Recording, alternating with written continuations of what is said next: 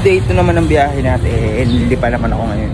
Lipa o Batangas, tsaka Quezon Province. Okay, let's go sa Lipa. Dito sa may Silian Pavilion, dito kami magbe-breakfast, tapos may meeting pa sila. Kain muna bago pumunta dun sa imo-monitor na side. At yun na nga, pagkain, let's go.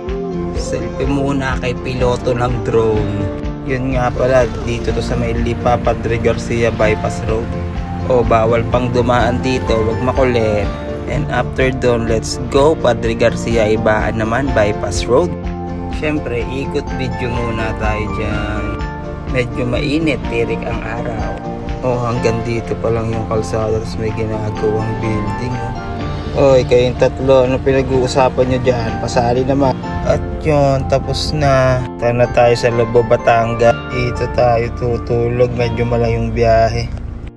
Ayun, napastop over. Bibili lang ng pagkain at mga inumin. Siyempre,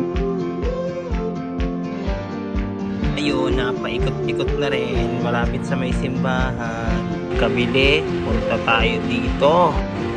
Dito sa may Ungkot, dito na kami maghahapunan. Selfie muna kay Insan, food trip, napakadaming pagkain. Dito pa lang sa barbecue ay busog na. Umili kosmekos na ni Insan, literal na pinsan, kosmekos na yung sisig. Ginabi na nga kami dito kay Ungkot at sarami ng pagkain na in-order. After kay Ungkot, let's go sa Lagyan Beach Resort. Dito na kami matutulog. Ganda ng pool, kasumoy, hindi kami makakapaglangoy, pasma, aabutin. Kaya ito, chill na lang ng konti bago matulog. Okay, tulog na, maaga pa bukas, good night.